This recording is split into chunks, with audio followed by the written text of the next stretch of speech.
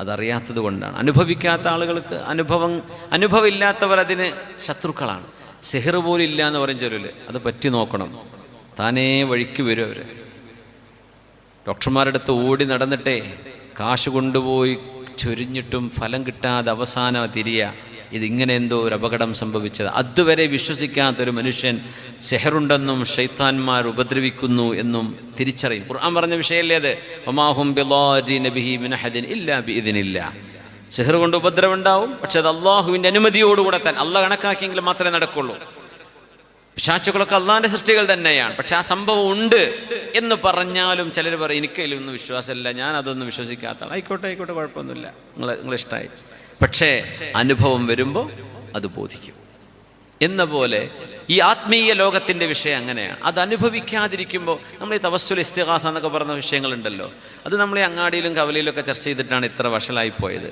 അത് അതിൻ്റെ അർബാബുകളായ ആളുകൾ, അത് അനുഭവിക്കുന്ന ആളുകൾ അവരുടെ മുരീദന്മാർക്ക്, അവരുടെ ശിഷ്യന്മാർക്ക് ആ അനുഭവം വെച്ച് പറഞ്ഞു കൊടുത്താൽ തിരിയുന്ന വിഷയമാണ്. ഇത് അനുഭവങ്ങളാണ്.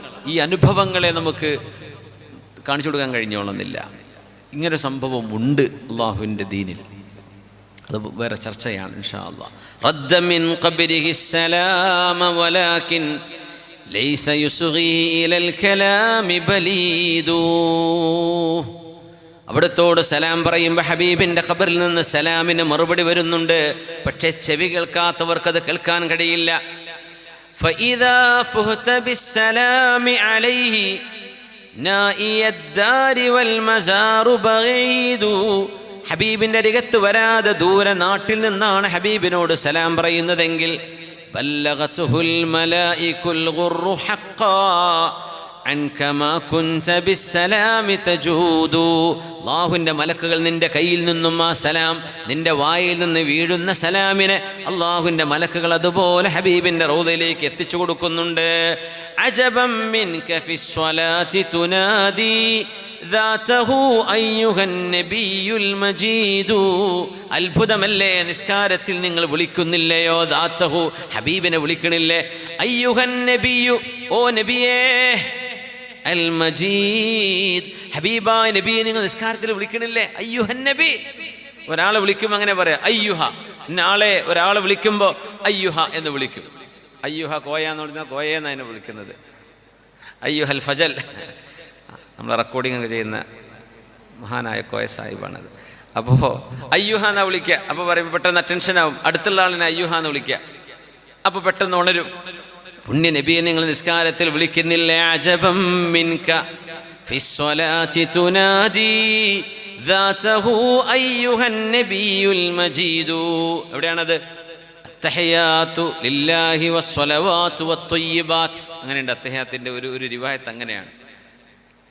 അസ്സലാമു അലൈക അയ്യുഹൻ നബി, അസ്സലാമു അലൈക അയ്യുഹൻ നബി. അസ്സലാമു അലൻ നബി എന്നല്ല, നബിക്ക് അള്ളാഹുവിൻ്റെ രക്ഷ ഉണ്ടാകട്ടെ അങ്ങനെയും പറയാം. പക്ഷെ അത്തഹിയാത്തിൽ എന്താ പറയുന്നത്? അസ്സലാമു അലൈക അയ്യുഹൻ നബിയു, നബിയേ, അയ്യുഹൻ നബിയു, നബിയായവരെ അങ്ങേക്ക് അള്ളാഹുവിൻ്റെ സലാം ഉണ്ടാകട്ടെ. അത് ഹബീബിനെ ഡയറക്റ്റ് വിളിക്കുകയാണത് സ്വല്ലല്ലാഹു അലൈഹി വസല്ലം. വതുഹീഹി ബിൽ ഖിതാബി കിഫാഹാ. അങ്ങനെ ഹബീബിനോട് ഖിതാബല്ലേ നിങ്ങൾ പറയുന്നത്, സെക്കൻഡ് പേഴ്സൺ ആണ്. യു, അങ്ങ് എന്ന് പറയുന്ന അസ്സലാമു അലൈക അയ്യുഹൻ നബിയു, O messenger of Allah, peace and blessings of Allah be upon you. അങ്ങേക്ക് അല്ലാഹുവിൻ്റെ രക്ഷയും സമാധാനം ഉണ്ടാവട്ടെ നബിയെ. ഇതാണ് അത്തഹിയാത്ത് പറഞ്ഞത്. നബി തങ്ങളെ നേരിട്ട് ഖിതാബ് ചെയ്യാണ്. ثم تنفي حياته وتميد. അങ്ങനെ ഹബീബായ നബിയെ നേരിട്ട് വിളിച്ചിട്ട് ഹബീബിന് ജീവനില്ല, ഹബീബ് ജീവനില്ലാതെ കിടക്കുകയാണ് എന്ന് പറയുകയാണോ? അതൊക്കെ പറഞ്ഞു ഹബീബ് അവിടെ ജീവനില്ലല്ലോ, മരിച്ചു പോയില്ലേ, മരിച്ചു കഴിഞ്ഞാൽ പിന്നെ എല്ലാം തീർന്നില്ലേ? ഇങ്ങനെയാണോ നിങ്ങൾ പറയുന്നത്? وتحييه بالخطاب كفاحا ثم تنفي حياته وتميد. فعليه الصلاة ما افتر روض وعليه السلام مخضر وعود. إن لله ملكا أعطاه الله أسماع الخلائق മനുഷ്യരുടെ മുഴുവൻ ചെവികളും കേൾവികളും അള്ളാഹു നൽകിയ ഒരു മലക്ക് അള്ളാഹുവിനുണ്ട് എന്ന് ഇമാം ബുഖാരിയുടെ താരീഖിൽ പറയുന്നുണ്ട് ഒരു ഹദീസ്. ഖായിമുൻ അലാ ഖബ്രി, എൻ്റെ ഖബറിൻ്റെ അരികത്താണ് ആ മലക്കുള്ളത്. ഫമാ മിൻ അഹദിൻ യുസല്ലി അലയ്യ സ്വലാത്തൻ ഇല്ലാ ബുല്ലിഗ്തുഹാ, അതുകൊണ്ട് ആര് സലാം പറഞ്ഞാലും ആ സലാം എന്നിലേക്ക് എത്തിച്ചു തരാനുള്ള ഡ്യൂട്ടി ആ മലക്കിനുണ്ട് എന്ന് മഹാനായ റസൂലുള്ളാഹി സ്വല്ലല്ലാഹു അലൈഹി വസല്ലം ഇമാം ബുഖാരിയുടെ താരീഖുൽ കബീറിൽ ഉദ്ധരിച്ച ഹദീസാണിത്. അങ്ങനെ ഒരു മലക്കുണ്ട്. നമ്മൾ മൊബൈൽ ടവർ ഉണ്ടെന്ന് പറഞ്ഞാൽ ഏത് സിഗ്നലും പിടിച്ചെടുക്കാൻ മൊബൈൽ ടവർ ഉണ്ട്. ഭൂമിയിലാകുമ്പോൾ ഒരുപാട് ടവർ കൊടുക്കേണ്ടി വരും, ഉരുണ്ടിട്ടല്ലേ ഭൂമി. ആകാശത്തെ സാറ്റലൈറ്റുകൾ അങ്ങനെ ഒരുപാട് ഇടങ്ങളിൽ കൊടുക്കും. ഇതൊക്കെ ഒരുമിച്ച് ഒരു പോയിന്റിൽ കൊടുക്കാൻ പറ്റിയിരുന്നെങ്കിൽ അതാണ് ഏറ്റവും ചെലവ് കുറവ്. പക്ഷേ ഭൂമി ഉരുണ്ടതായതുകൊണ്ട് സിഗ്നലുകൾ പല റേഞ്ചിൽ പോകണം. അപ്പോൾ ഓരോ ഏരിയ കവർ ചെയ്യാൻ വ്യത്യസ്തമായ ടവറുകൾ ഭൂമിയിൽ കൊടുക്കണ പോലെ ആകാശത്തെ വ്യത്യസ്ത സാറ്റലൈറ്റുകൾ കൊടുത്തിരിക്കുക. ഞാനിപ്പോൾ ഇവിടെ നിന്ന് എൻ്റെ ഫോണിൽ നിന്ന് നിങ്ങളെ വിളിച്ചു കഴിഞ്ഞാൽ നമ്മൾ വിചാരിക്കും ഈ ഫോൺ ഈ വിളി നേരെ ഇങ്ങോട്ടാണ് വരുന്നത്. അല്ലല്ലോ, ഇതെവിടെ പോകണം? മേലോട്ട് സാറ്റലൈറ്റിൽ പോയിട്ട് നമ്മുടെ മൊബൈൽ കണക്ഷൻ ഏത് ടവറാണോ എടുക്കുന്നത് ആ ടവറിൽ നിന്ന് വേണം നിങ്ങളുടെ ഫോണിലേക്ക് വരാൻ. അപ്പോൾ ഇവിടെ നിന്ന് ഇങ്ങനെ വിളിച്ചാൽ പോകുന്നത് അങ്ങോട്ടാണ്, എന്നിട്ടേ വരുള്ളൂ. ഇത് മനുഷ്യന് ചെയ്യാൻ പറ്റുന്നുണ്ടെങ്കിൽ അള്ളാഹുവിൻ്റെ ഹബീബിന് സ്വലാത്ത് ചൊല്ലുമ്പോൾ കിട്ടാൻ എന്ത് പ്രയാസമുള്ളത്. അതുകൊണ്ടൊരു 3 സ്വലാത്ത് ഹബീബിൻ്റെ മേൽ ചൊല്ലിയിരിക്കുക. നമ്മൾ സല്ലു അലൻ നബി മുഹമ്മദിൻ വാലി. എണീക്കാൻ പറ്റുമെങ്കിൽ ഒന്ന് എണീറ്റുള്ളൂ, ഫ്രഷ് ആവാലോ. സല്ലല്ലാഹു അലാ മുഹമ്മദ് സല്ലല്ലാഹു അലൈഹി വസല്ലം. സല്ലല്ലാഹു അലാ മുഹമ്മദ് സല്ലല്ലാഹു അലൈഹി വസല്ലം. സല്ലല്ലാഹു അലാ മുഹമ്മദ് സല്ലല്ലാഹു അലൈഹി വസല്ലം. അഷ്ഹദു അൻ ലാ ഇലാഹ ഇല്ലല്ലാഹ് അസ്തഗ്ഫിറുല്ലാഹ് അസ്അലുകൽ ജന്നത വഅഊദു ബിക മിനൻ നാർ. അഷ്ഹദു അൻ ലാ ഇലാഹ ഇല്ലല്ലാഹ് അസ്തഗ്ഫിറുല്ലാഹ് أسألك الجنة وأعوذ بك من النار. أشهد أن لا إله إلا الله أستغفر الله أسألك الجنة وأعوذ بك من النار. اللهم إنك عفو تحب العفو فاعف عني. اللهم إنك عفو تحب العفو فاعف عني. اللهم إنك عفو تحب العفو فاعف عني. اللهم اعتقني من النار وادخلني الجنة يا رب العالمين. اللهم اعتقني من النار وادخلني الجنة يا رب العالمين. اللهم اعتقني من النار وادخلني الجنة يا رب العالمين. جزاكم الله خير. ഇരിക്കണ സീറ്റ് ഫോൾഡ് ആയിട്ടുണ്ടോ നോക്കണേ. പിന്നെ ഇരിക്കുമ്പോൾ പേഴ്സൊക്കെ ഒന്ന് എടുത്ത് ഇരുന്നോളി. നമ്മളെ ബക്കറ്റ് വരുന്നുണ്ട്. പിന്നെ നമ്മുടെ സംഘാടകർ വരുന്നുണ്ട്. സ്ത്രീകളുടെ ഭാഗത്തും പുരുഷന്മാരുടെ ഭാഗത്തും നമ്മുടെ പരിപാടിയുടെ നമ്മുടെ ലക്ഷ്യം പൂർത്തിയാക്കണമല്ലോ. അപ്പോൾ നിങ്ങളിപ്പോൾ ഒരു 100 ഉറുപ്പിക കൊടുത്താലൊന്നും നടക്കണമെന്നില്ല. അപ്പോൾ എന്ത് ചെയ്യുക, കാര്യമായിട്ട് കൊണ്ടുവന്നിട്ടുണ്ടെങ്കിൽ അങ്ങനെ തന്നെ ഒരു റാഹത്ത് തന്നെ കൊടുക്കണേ, അങ്ങനെയല്ലേ പറയാൻ പറ്റുള്ളൂ. അല്ലാത്തവരെന്ത് ചെയ്യണം, ഏറ്റെടുക്കണം. നമ്മളെന്താ സ്ലിപ്പ് എന്താ കൊടുത്തിട്ടുണ്ടോ? എന്താ ചെയ്ത്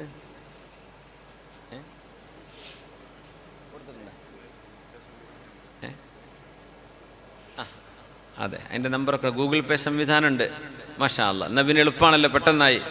അപ്പോൾ ആ സംവിധാനം ഉപയോഗപ്പെടുത്തിയിട്ട് നമുക്ക് ഒരു 7 ലക്ഷം കൂടെ നമ്മൾക്ക് കളക്ട് ചെയ്താലേ നമ്മുടെ ആ ഒരു പിന്നെ എന്താ ബൈത്തുർ റഹ്മാൻ എന്ന പേര്, ബൈത്തുന്നൂർ. അള്ളാഹു തആല അത് പൂർത്തിയാക്കാൻ തൗഫീഖ് ചെയ്യട്ടെ ഇൻഷാ അല്ലാഹ്. ഒരു കുടുംബത്തിൻ്റെ കണ്ണീര് ഒപ്പം കഴിഞ്ഞാൽ അതിന് പകരം അള്ളാഹു നമ്മുടെ കണ്ണുനീർ പടച്ചതമ്പുരാൻ തുടച്ചു നീക്കിത്തരും. പടച്ചതമ്പുരാൻ അള്ളാഹുവിൻ്റെ റഹ്മത്തും അള്ളാഹുവിൻ്റെ ബറക്കത്തൊക്കെ നമുക്ക് നൽകി അനുഗ്രഹിക്കട്ടെ. കൊറോണ കഴിഞ്ഞതിന് ശേഷം ഒരുപാട് സാമ്പത്തികമായ ബുദ്ധിമുട്ട്, ഒരുപാട് ആളുകൾക്ക് ഒരുപാട് ബിസിനസ്സുകൾ തകർന്നത്, ഒരുപാട് കച്ചവടങ്ങൾ പൊളിഞ്ഞു പോയത്, ജോലി നഷ്ടപ്പെട്ടത് ഒക്കെ ഉണ്ട്. നമ്മൾ മെല്ലെ മെല്ലെ ഇങ്ങനെ എഴുന്നേറ്റ് വരികയാണ്. ആ വരുന്ന വരവിൽ അള്ളാഹു നൽകുന്നതിൽ നിന്ന് റബ്ബിലേക്ക് നമുക്ക് സ്വതക്ക ചെയ്യാൻ പറ്റണം. റമളാനാണ്, നല്ലൊരു മനോഹരമായ പകലാണ്. ഇത്രയും 25-ാം രാവിലേക്ക് നമ്മൾ കിടക്കുകയാണ്. അതുകൊണ്ട് ഇൻഷാ അള്ളാഹ് ആരും വിട്ടുപോകരുത്. ആരാണ് പിടിക്കുന്ന കൊടുക്കല്ലേ എന്ന് പറഞ്ഞിട്ട് എഴുച്ചാച്ചിനെ തളർത്തിയിട്ടെങ്കിലും എന്ത് ചെയ്യാം, ആ ഒരു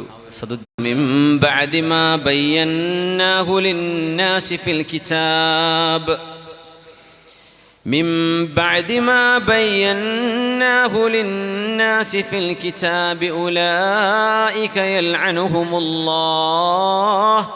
വയൽഅനുഹുമുൽ ലാഇനൂൻ. അല്ലാഹുവിൻ്റെ മലക്കുകൾ നമ്മുടെ ജീവിതവുമായി ബന്ധപ്പെട്ട് കിടക്കുന്ന വിവിധങ്ങളായ വഴികൾ. ഇനി ഒരു വശം നമ്മൾ ചർച്ച ചെയ്യുന്നത് നമ്മുടെ ക്ലാസിൻ്റെ അടുത്തൊരു പകുതിയിലേക്ക് കടന്നിരിക്കുകയാണ്. ഇനി നമ്മൾ പറയുന്നത് മലക്കുകൾക്കൊട്ടും ഇഷ്ടമില്ലാത്ത ചില കാര്യങ്ങളുണ്ട്. അത് നമ്മൾ ചെയ്യുമ്പോൾ മലക്കുകൾ നമ്മളെ ശപിക്കും. മലക്കുകൾ ശപിച്ചു കഴിഞ്ഞാൽ പിന്നെ ജീവിതത്തിൽ വിജയിക്കാൻ കഴിയൂല. അള്ളാഹു കാത്തുരക്ഷിക്കട്ടെ. മലക്കുകൾ ശപിക്കുന്നു എന്ന് പറയുന്ന പല വിഷയങ്ങളും ഖബായിറാണ്, വൻദോഷങ്ങളിൽപ്പെട്ടതാണ് എന്ന് മഹാന്മാരായ ഫുഖഹാക്കൾ പറയാറുണ്ട്, പണ്ഡിതന്മാർ പറയാറുണ്ട്. അപ്പോൾ ഇനി പറയുന്ന വിഷയങ്ങൾ നമുക്ക് പാടില്ലാത്തതാണ്. അത് ചെയ്യുമ്പോൾ മലക്കുകളുടെ ശാപം നമുക്ക് കിട്ടിക്കൊണ്ടിരിക്കുകയാണ്. അങ്ങനെ വന്നാൽ നമ്മൾ നശിക്കൂലേ? നമ്മൾ എങ്ങനെ വിജയിക്കാം? അതുകൊണ്ട് ശ്രദ്ധിക്കണമേ. ചെറിയ കാര്യം മുതൽ മൻ ദഖലൽ ഹമ്മാമ ബിഗൈരി മിസ്രിൻ ലഅനഹുൽ മലകാൻ. അനസ് റളിയല്ലാഹു അൻഹു ഹബീബിൽ നിന്ന് കേട്ടുപഠിച്ചൊരു ഹദീസാണിത്. ഇന്നിപ്പോൾ നമ്മൾ സ്പാ സെൻ്ററുകളുണ്ട് നാട്ടിലൊക്കെ, ഇപ്പോൾ അങ്ങനെ ചെറുതായിട്ട് വന്നു തുടങ്ങിയിട്ടുണ്ട്.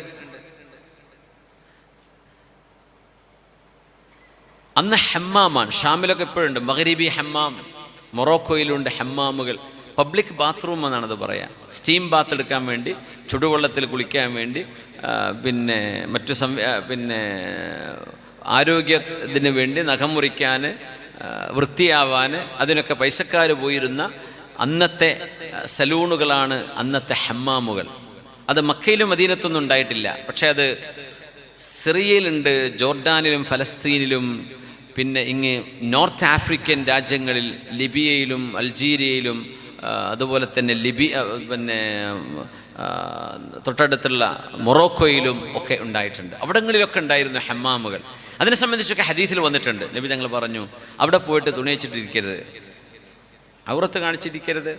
മൻ ദഖലൽ ഹമ്മാമ ബിഗൈരി മിസ്രിൻ, അരമുണ്ട് പോലും ഉടുക്കാതെ, അരമുണ്ടെന്ന് പറഞ്ഞാൽ പൊക്കിൾ മുതൽ കാൽമുട്ട് വരെ മറയുന്ന വസ്ത്രമെങ്കിലും ഇല്ലാതെ ആരെങ്കിലും അതുപോലെയുള്ള ഒരു ഹമ്മാമിൽ എന്ന് പറയുമ്പോൾ ഇന്നിപ്പോൾ ഒരു സലൂൺ എന്ന് പറയുമ്പോൾ നമ്മുടെ മുടിവെട്ടുന്ന സലൂണല്ലേ, ബോഡി സ്പാ ചെയ്യുന്ന സലൂണുകളുണ്ടല്ലോ, അങ്ങനെ ഒരു അരമുണ്ടില്ലാതെ അവിടെ കടന്നു കൊടുത്താൽ ലഅനഹുൽ മലകാൻ, അവൻ്റെ കൂടെ നിൽക്കുന്ന രണ്ട് മലക്കുകളും അവനെ ശപിച്ചുകൊണ്ടിരിക്കുമെന്ന് മഹാനായ റസൂലുള്ളാഹി സ്വല്ലല്ലാഹു അലൈഹി വസല്ലം.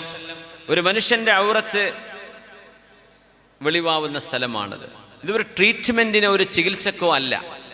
അങ്ങനത്തെ ഒരു ചികിത്സ അല്ലല്ലോ ഇത്. ഔറത്ത് കാണാത്ത രീതിയിൽ ഇത് ചെയ്യാൻ പറ്റൂ, അല്ലെങ്കിൽ തുണി മറച്ചുകൊണ്ടേ പറ്റുകയുള്ളൂ.